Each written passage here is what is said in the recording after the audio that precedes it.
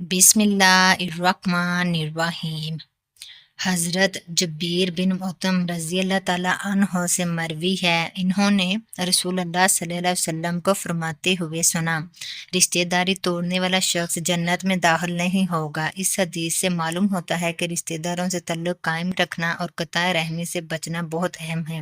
صحیح بخاری حدیث نمبر 5984۔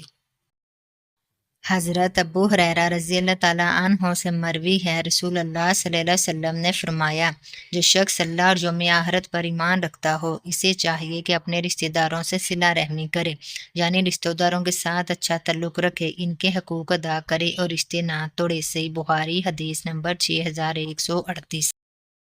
حضرت عائشہ رضی اللہ تعالیٰ عنہما سے مروی ہے، رسول اللہ صلی اللہ علیہ وسلم نے فرمایا، رحم عرش کے ساتھ معلق ہے اور کہتا ہے، جو مجھے جوڑے گا اللہ اس سے جوڑے گا اور جو مجھے توڑے گا اللہ اس سے تعلق توڑ دے گا۔ صحیح مسلم حدیث نمبر 2555۔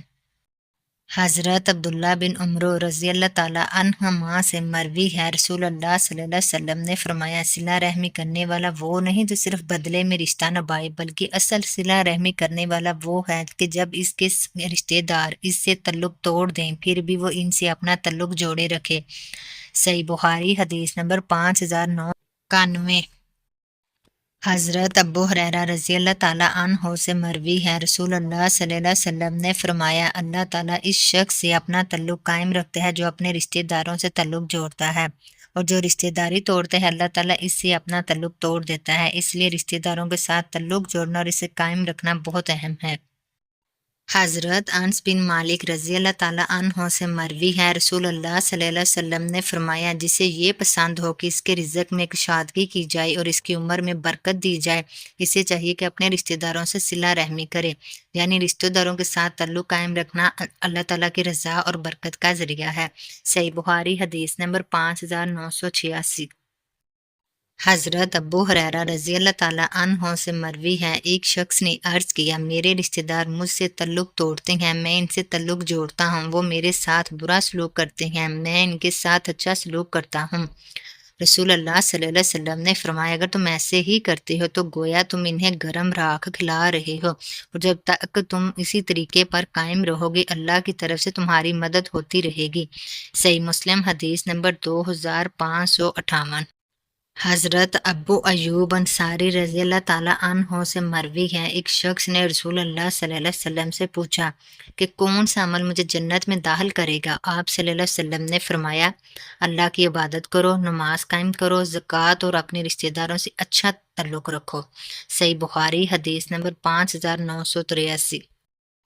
حضرت ابو سعید خدری رضی اللہ تعالیٰ عنہ سے مروی ہے، رسول اللہ صلی اللہ علیہ وسلم نے فرمایا، جس شخص کی 2 یا 3 بیٹیاں یا 2 یا 3 بہنیں ہوں اور وہ ان کے ساتھ اچھا برتاؤ کرے اور ان کے بارے میں اللہ سے ڈرتا رہے تو اس کے لیے جنت ہے۔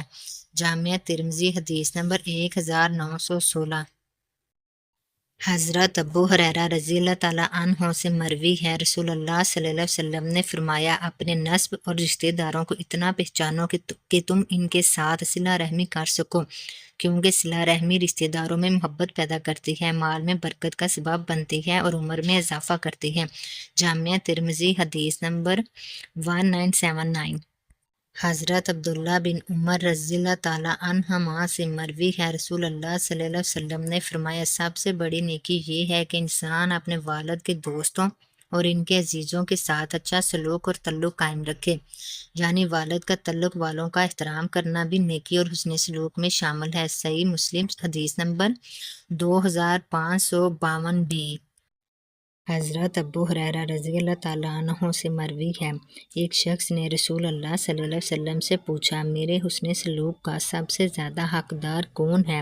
آپ صلی اللہ علیہ وسلم نے فرمایا، تمہاری والدہ، پھر تمہاری والدہ، پھر تمہاری والدہ، اور پھر تمہارا والد، پھر تمہارے قریب ترین رشتہ دار۔ صحیح مسلم حدیث نمبر 2548 بھی۔